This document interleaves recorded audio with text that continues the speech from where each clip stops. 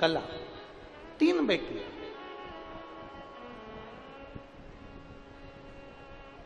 और वो तीनों बड़ी सुंदर हैं, पितृलोक में निवास कर रही हैं। पितृलोक में निवास करते करते करते करते एक बार वो भ्रमण के लिए निकली और सनकादि ऋषियों के पास में से निकल कर जा रही थी।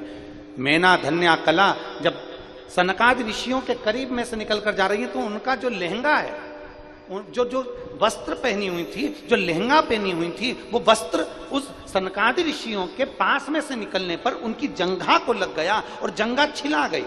अब सनत कुमार तो छोटे छोटे से, सनकादि ऋषि तो छोटे छोटे से, अब छोटे छोटे से सनकादि ऋषियों की जंघा जब छिला गई, जंघा में चोट लग गई और चोट लगकर छिला गया। पहले मेना निकल कर गई, फिर धन्या निकल कर गई, फिर कला निकल कर गई, चोट लग गई। क्रोध आ गया सनकादि ऋषियों को, सनत कुमारों को क्रोध आ गया।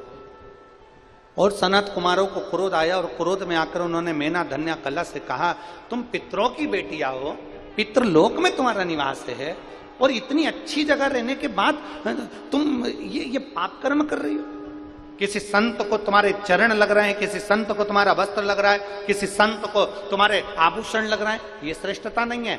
शिव महापुराण की कथा कहती है, आप शंकर भगवान को जल चढ़ाने के लिए जा रहे हो, आप शंकर भगवान के मंदिर में जा रहे हो, आप तीर्थ में जा रहे हो, आप केदारनाथ जा रहे हो, आप बद्रीनाथ जा रहे हो, आप गंगोत्री यमुनोत्री जा रहे हो, आप सोमनाथ मल्लिकार्जुन का दर्शन करने जा रहे हो, आप भगवान शंकर के मंदिर में अगर जा रहे हो तो प्रथम प्रयास तुम्हारा होना चाहिए कि हम भगवान का तीर्थ करने के लिए जा रहे हैं, तो इस शरीर के द्वारा, अपने द्वारा किसी का दिल ना दुखे, किसी के हृदय को चोट ना आए, किसी का मन ना दुखे, अपने शरीर के द्वारा किसी को कष्ट ना हो।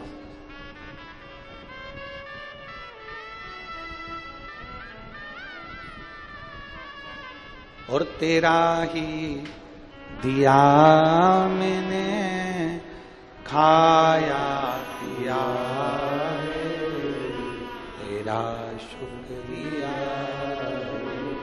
तेरा शुक्रिया, मुझे भोले बाबा ने बहुत दे दिया है, तेरा शुक्रिया, तेरा शुक्रिया।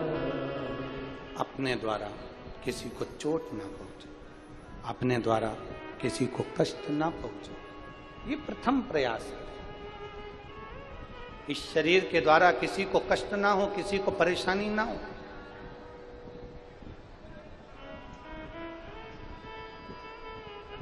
हम तो यहां तक कहेंगे, जितने शिव भक्त आप लाखों की संख्या में आए हो, कथा श्रवण करने के लिए बैठते हो, जितने शंकर के भक्त यहां कथा सुनने के लिए बैठते हैं, उनसे निवेदन करेंगे कि प्रयास करो, आप अगर निकल कर कहीं जा रहे हो ना, तो आपके चरण का किसी को चोट ना लगे, आपके वस्त्र की भी किसी को चोट ना लगे, क्योंकि यहां शंकर के भक्त कथा सुनने के लिए नहीं बैठते, इन भक्तों के दिल में मेरा महादेव बैठकर कथा सुनने के लिए बैठता है। आपके द्वारा किसी को कष्ट ना हो, किसी को। और बहुत अच्छी बात कहें आप लोगों से, अगर स्वीकार करोगे तो अच्छी बात, ना करोगे तो बीच में खारू नदी पड़ती है, उसमें फेंक देंगे। स्वीकार करो तो अच्छी बात है, ना करो तो कोई बात नहीं।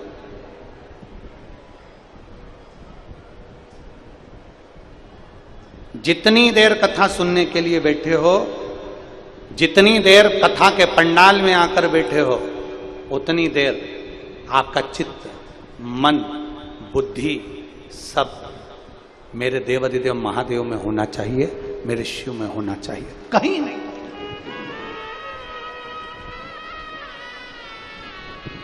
उस मन को कहीं नहीं लेकर जाना।